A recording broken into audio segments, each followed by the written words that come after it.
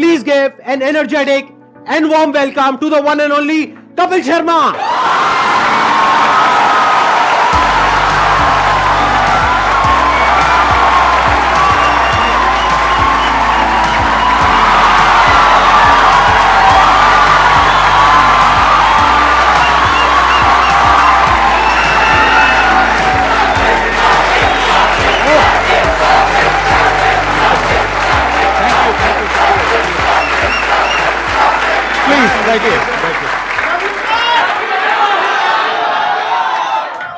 Thank you इतने प्यार के लिए, मोहब्बत के लिए। क्या एनर्जी आप सबकी, वाह।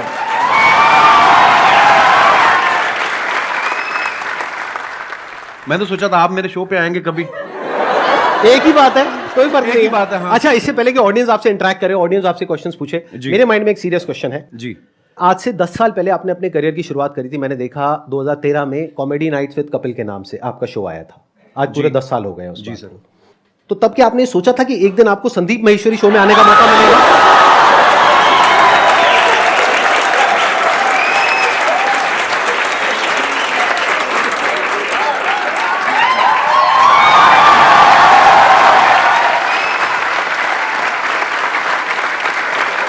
मैं सर आपके वीडियोस देखता रहता हूँ, बहुत अच्छा बोलते हैं आप और बहुत बहुत अच्छा मोटिवेट करते हैं स्टूडेंट्स को, यंगस्टर्स को। मुझे बड़ा अच्छा लगता है। और मैंने 3 महीने के लिए अपना शो बनाया था, पता नहीं चला कब 10 साल हो गए। लोगों का प्यार है और आप सबकी, लोग बहुत प्यार करते हैं सर आपको।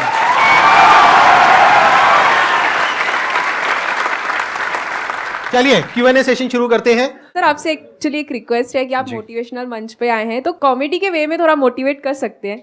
ये संदीप जी से बेहतर कौन करता है? मैंने इतने सारे वीडियोस देखे हैं कि आपको इतनी मोटिवेशनल बातें करते हैं आपके साथ और बीच बीच में आपको हंसाते रहते हैं, तो इसीलिए शायद इनका शो इतना पॉपुलर भी है। Hello Kapil sir. सर मैं आपका बहुत बड़ा फैन हूँ। Thank you brother. मैं आपके साथ 2 लाइन गाना चाहता हूँ। मैं सीरियसली बोलूँ, आपको देख के मुझे कोई गाना नहीं याद आ रहा। सर मेरे को आ रहा है सर, आपको देख के गाना याद। प्लीज आप शुरू करिए। गुलाबी हाय आंखें हाय। जो तेरी देखी, शराबी ये दिल हो गया, संभालो मुझको ओ मेरे यारो, संभलना मुश्किल हो गया। गुलाबी आंखें जो तेरी देखी, शराबी ये दिल हो गया। वाह, बड़े एनर्जी यार, क्या बात है। बहुत बढ़िया। सर मैं बहुत ज़्यादा बोलती हूँ, बहुत ज़्यादा, हद से ज़्यादा बोलती हूँ। भगवान उसका भला करे जिससे आपकी शादी होगी।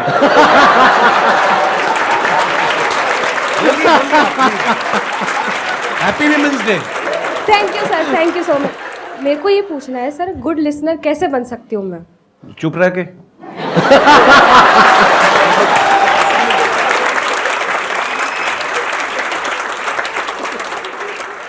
मेरा एक क्वेश्चन था कि आजकल जैसे इंस्टाग्राम पे भी बहुत सारे इन्फ्लुएंसर्स बढ़ रहे हैं, तो कुछ ही टाइम में उनका कंटेंट की कमी हो जाती है, तो आप इतने साल से रेगुलरली कर रहे हैं, तो आप कैसे अपने आप को रेलेवेंट रख रहे हैं और हम सबके लिए मतलब अभी भी इतना एंटरटेन कर रहे हैं, और कैसे कर पा रहे हैं?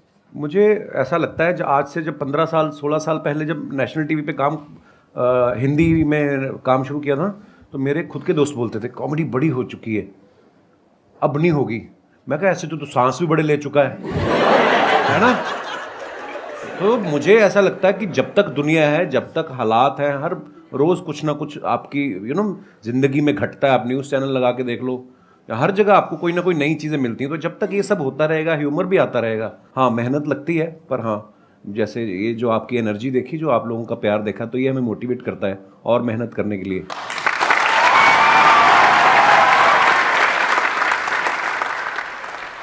मैं आप दोनों से जानना चाहता हूँ, क्या आपने जो सोचा था, जो मैं इस प्लेटफॉर्म पे यहाँ तक पहुँच जाऊँगा तो मैं ये कर सकता हूँ, ये कर सकता हूँ, ऐसा होगा वैसा होगा, क्या आज वैसा हो रहा है? मुझे लगता है बिल्कुल वैसा हुआ है और शायद उससे कहीं ज़्यादा हुआ है। मैं बड़ा फॉर्चुनेट हूँ, मैं बड़ा ब्लेस्ड हूँ और मुझे ऐसा लगता है कि जितना सोच के आए थे उससे कहीं ज़्यादा मिला है। पर हाँ, वो मेहनत करते रहना चाहिए आपको, क्योंकि उसका कोई अल्टरनेट नहीं है। आज भी मैं अपने शो के लिए उतनी ही मेहनत करता हूँ, आज भी मैं अपनी टीम के साथ बैठता हूँ। मुझे तो ऐसा लग रहा है कि जो मैंने सोचा था शायद उससे ज़्यादा ही हो रहा है। देखो बेसिकली क्या होता है कि जब हम किसी भी काम को शुरू करते हैं ना, तब हमने ऐसा नहीं सोचा होता कि इतने टाइम बाद ऐसा होने वाला है। अब अगर इन्हीं का एग्जांपल देखा जाए, जब आपने शुरू किया था तब आई एम 100% श्योर आपने ऐसा सोचा भी नहीं होगा कि एक दिन मेरा शो होगा, ये होगा, वो होगा। Never. ऐसा कुछ कभी नहीं सोचा था नहीं, आपने? मुझे था कि इसमें देख तो एपिसोड में भी आ गया ना मैं, हाँ, हाँ। तो अपने लाइव शोज लगने शुरू हो जाएंगे हाँ। और बस मजा करेंगे। फिर उसके उस सीरीज के विनर हो गए। हाँ। फिर उसके बाद दूसरे शोज ऑफर होने लग गए और उसके बाद फिर लगा कि यार एक ऐसा शो बनाते हैं जिसमें सारे एलिमेंट्स हों ये, और वाकई इंसान कभी नहीं सोचता। और फिर उसके बाद में इनका शो हो गया और इतना शो भी अच्छा खासा चलने लगा, करने लगा। उसके बाद में मूवीज में आ गए। अब अभी इनकी एक और एक मूवी आने वाली है। प्रोड्यूसर बन गए, फ्लॉप हुए, खतरनाक बड़ी सारी चीजें होती हैं। और अभी भी आपकी एक मूवी आने वाली है नेक्स्ट। अभी भी देखो, अभी जो मूवी आ रही है सीरियस मूवी है, मतलब सीरियस इन द सेंस कि मैं ऑलरेडी जो टीवी पे कर रहा हूँ उससे बिल्कुल अलग है, तो लोग उसमें भी बड़ा हैरान पाओ अच्छा लगा आ रहा है। हालांकि जो मेरे जानने वाले हैं, जो मेरे दोस्त हैं, जो करीबी हैं, उनको कोई वो नहीं हुआ शौक, क्योंकि उनको पता था कि I am very good actor. तो बिल्कुल संदीप जी ने सही कहा, बहुत सारी चीजें होती जो हम लोग हमारे बियॉन्ड में हमने एक्चुअली नहीं सोची होती। इसको आप इस तरीके से देखो कि जैसे जैसे हम लाइफ में आगे बढ़ते हैं ना, तो हमारी जो विजन है वो बड़ी होती है। बिल्कुल। जब अभी अगर आप अपनी बात करो तो आपकी विजन इतनी सी है, तो आपको लग रहा है कि मैं बस इतना ही कर सकता हूं। जब वहां पहुंच जाओगे तो विजन और बढ़ जाएगी। फिर एक ऐसा पॉइंट आ जाता है जब विजन आपकी 360 डिग्री हो जाती है, तब आपके अंदर से आने लग जाता है कि यार मैं कुछ भी कर सकता हूं।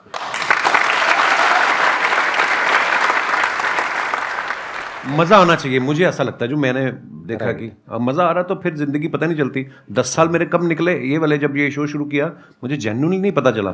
मैं शादी करना भूल गया था बीच में। फिर मेरे को किसी ने याद किया, बोला कि तुम शादी कर लो, 36 के हो गए हो, 40 के बाद मतलब फिर काम खराब हो जाता है। फिर मैं यार शादी, आपने कोशिश तो बहुत करी थी अपने शो में जी, वो पत्ता सीधा पड़ा नहीं। नहीं वो मुझे लगता था कि वो अब ये आ रही है अगले हफ्ते हीरोइन, इससे बात बन जाएगी। हाँ, वो प्रमोशन करके निकल जाती थी, फिर मिलती नहीं थी। ये बात आपको थोड़ा लेट समझ आई कि वो अपने प्रमोशन के लिए आ रही है। आप अपनी प्रमोशन करते थे, बात बनी नहीं। चलो कोई नहीं। लेकिन आई थिंक आपका भी जो रिलेशनशिप है, अगर एक बार हम थोड़ा सा ऑफ ट्रैक जाए जी, तो बहुत पुराना रिलेशन है आपका गिन्नी के साथ। हाँ हाँ। ऑफ कोर्स, मैं कॉलेज में पढ़ता था, जब मैं पोस्ट ग्रेजुएशन के लिए एडमिशन लिया अमृतसर से जलंधर, तो हमारे यूथ फेस्टिवल जैसे होते हैं, है ना, यूनिवर्सिटी के इंटर कॉलेज कॉम्पिटिशन। तो मैं अपने कॉलेज में पढ़ रहा था और गर्ल्स कॉलेज का अलग से कंपटीशन होता था, बॉयज़ का अलग से होता था। उसके बाद जो विनर होते थे दो, फिर वो बॉयज़ और गर्ल्स का कंबाइंड फाइनल में होता था। उस तरफ से गिन्नी फर्स्ट आ गई, बॉयज़ वाले में मैं आ गया। फिर फाइनल में जब आमने सामने हुए, वही एक दिन था जिसमें मैं जीता। उसके बाद गिन्नी जीतती आ रही है। और कंपटीशन क्या था सर? थिएटर कैटेगरी, मतलब बहुत सारी कैटेगरीज होती है, फाइन आर्ट्स होता है, म्यूजिक होता है, आप किसमें थे? आप कौन सी कैटेगरी मैं में थिएटर में था। थिएटर और में थिएटर में होता है one act play, skit, histrionics, mime, fancy dress. अच्छा, तो शुरू से ही आपको शौक रहा है थिएटर का, म्यूजिक का, इन सब चीजों का। जी। और वो जो आपकी वाइफ है वो किस कैटेगरी में थी? वो थिएटर में ही थी, और वो फोक डांस में भी थी। हाँ, गिद्दा बड़ा अच्छा डालती थी, अब तो मुझे नहीं चाहती है, पर जैसे आप कॉलेज डेज में थे तो आपकी हर एक ग्रुप में ऐसा होता है एक बंदा कि वो जो होता है सबकी लेने वाला होता है। तो सर, आपने जो ये कॉमेडी का जो करियर है, वो आपका मतलब ये बेइज्जती करने का शौक था, या फिर आपने मतलब पूछ रहे हैं आप किस तरफ थे?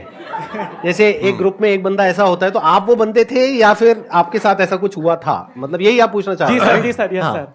हाँ, मतलब बेइज्जती करने वाली ये लाइन कहाँ से आ गई भाई?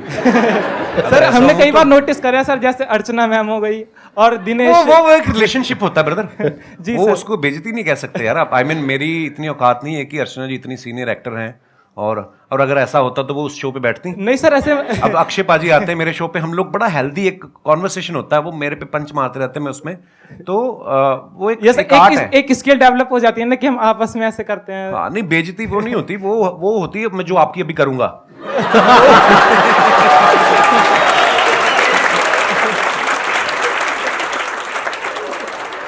मैं स्कूल में ऐसा नहीं था, बिल्कुल कॉलेज में भी ऐसा नहीं था। हाँ, पर मुझे लोगों को हंसाना अच्छा लगता था, पर मैं बड़ा इंट्रोवर्ट था। मुझे लगता कि शायद मैंने ना बहुत साल लोगों को ऑब्जर्व करता रहा, देखता रहा, अलग अलग कैरेक्टर्स। तो जैसे अभी मैडम ने भी सवाल पूछा था, तो वो चीज़ें डेवलप हो रही होती हैं, आपको नहीं पता होता है कि आपके अंदर कुछ डेवलप हो रहा है धीरे धीरे करके। तो अच्छा लगता था लोगों को हंसाना, सो आई थिंक उसी की सर वजह अपने आप से पर भी शायद- हंसना भी स्किल है सर, कई लोग हैं जो अपने सबसे आप पे पहले हंस ही नहीं पाते। सबसे पहले अपने ऊपर हंसो। एक मैं आपको मंत्र बताऊं छोटा सा, अगर आपको लगे ना कि यार मेरे बारे में लोग क्या कहेंगे, सबसे पहले अपने बारे में खुद ही कह दो। जब आपके शो में कोई भी आता है या जैसे एक्टिंग हो गया या सिंगर, तो आपको किस में मज़ा आता है? आपने एक्ट्रेस तो बोला ही नहीं।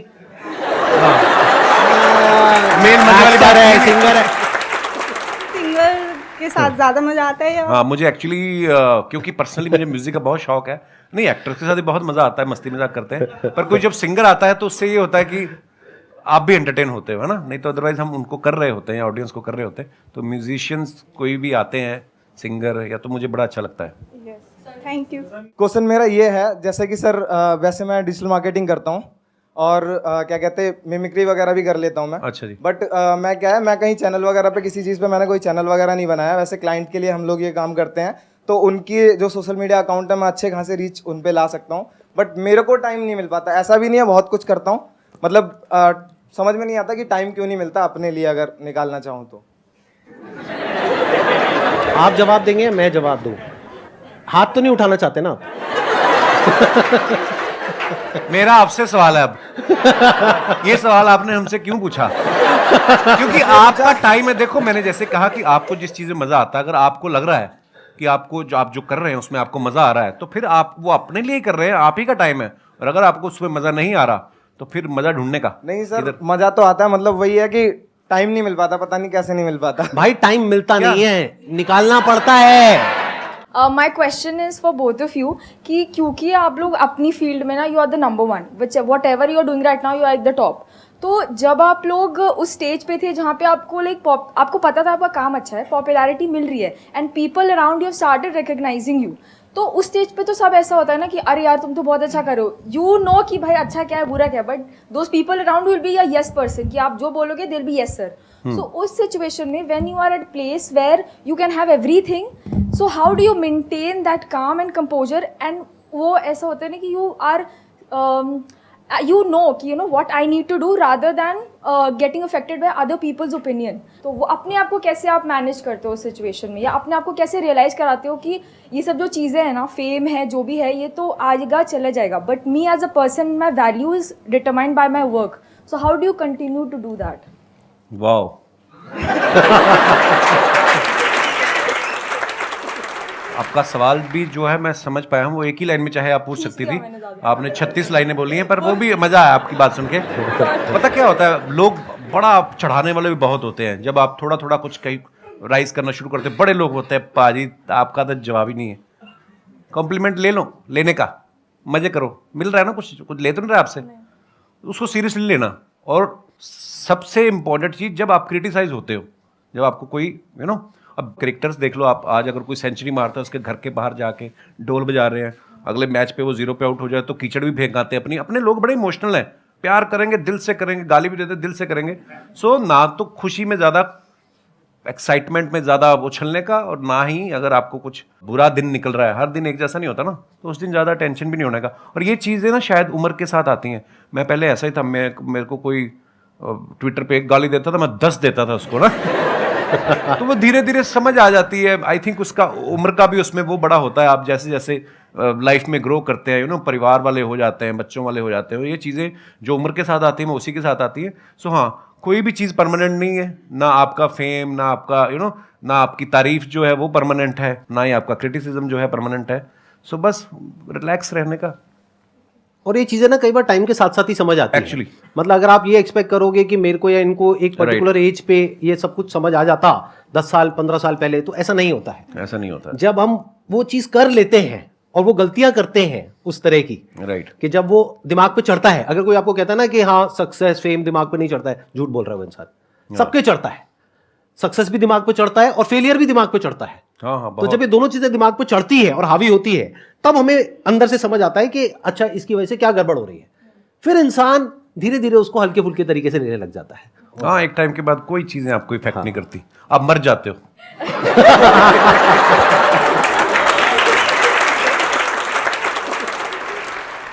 मेरा एक ही क्वेश्चन है, हम खुद का बिजनेस कर रहे हैं, कुछ भी कर रहे हैं, हम कैसे टीम बिल्ड करें, उनके अंदर कैसे लॉयल्टी लेके आए, हम कैसे पता करें उनके दिल के अंदर हमारे लिए मतलब बहुत ज़्यादा लॉयल्टी है, मतलब समर्पण है हमारी कंपनी के लिए, हमारे लिए, हमारे टीम मेंबर के लिए।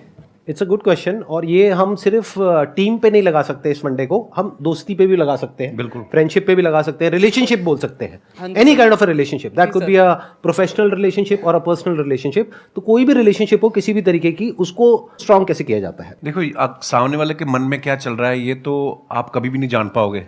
अगर आपको ऐसी कोई शक्ति मिल जाए तो तुम बिजनेस छोड़ के तुम तो लड़कियों के पीछे लग जाओगे कि मुझे तो पता है इसके दिमाग में क्या चल रहा है। सो देखो, ये शक्तियाँ तो मुझे नहीं पता कहाँ से आती हैं, हाँ, लेकिन आपको कहीं ना कहीं अंदर से पता चल जाता है कि कौन मेरे लिए अच्छा सोच रहा है। अच्छा, ऐसा भी नहीं है कि जो आज आपके लिए अच्छा है वो आज से 5 साल बाद हो सकता है उसके मायने बदल जाएं, उसकी आपसे एक्सपेक्टेशन अलग हो जाएं।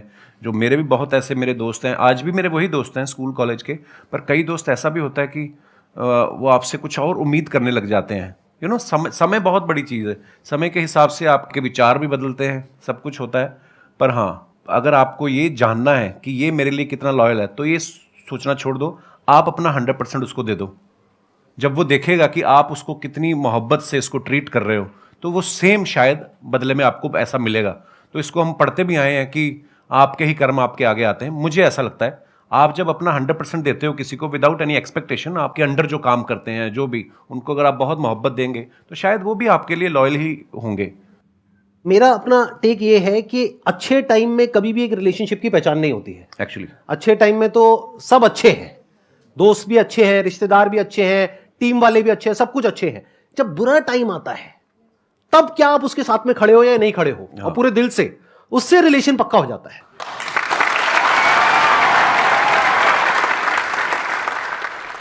मैं आप दोनों की बहुत बड़ी फ़ैन हूँ। Thank you. प्लस आप दोनों ही बहुत पॉजिटिव पीपल हो, लाइक अगर देखें तो किसी को हंसा सकते हो बहुत इजीली और मोटिवेट भी कर सकते हो अपनी कॉमेडी से और अपनी बातों से। सब अग्री करेंगे कि हम कोई भी काम स्टार्ट करते हैं तो हम बहुत इम्पेशेंट हो जाते हैं उस चीज़ को लेके। तो आप इम्पेशेंट आप दोनों भी होते होंगे, तो आप कैसे डील करते हो उस चीज़ से, दोनों? लाइफ में जो सबसे बड़ी क्वालिटी हम सबके अंदर होनी चाहिए, जो आई एम 100% श्योर इनके अंदर भी है, और वो लोग जो आगे बढ़े हैं लाइफ में सबके अंदर है। लाइफ में अंदर चाहे जैसी भी हालत है, मन है चाहे नहीं है, जो करना है वो करना है, as simple as that. The show must go on. ये क्वालिटी हमारे अंदर सबके अंदर होनी चाहिए अगर हम लाइफ में आगे बढ़ना चाहते हैं, तो जो आज की जनरेशन में बहुत कम लोगों के अंदर होती है। हम क्या सोचते हैं, काम को शुरू करते हैं, रिजल्ट नहीं आया, छोड़ो बेकार है, फिर किया नहीं आया, बेकार है। बेकार है क्या होता है, करना है तो करना है ना। आगे सर आपकी बारी। सेम। मुझे पता था ऐसे कुछ आने वाला है यहाँ से। Thank you so much sir यहाँ पर आने के लिए। Thank you. मुझे बहुत मजा आया आपसे मिल करके। Thank you, God bless you. बहुत बढ़िया।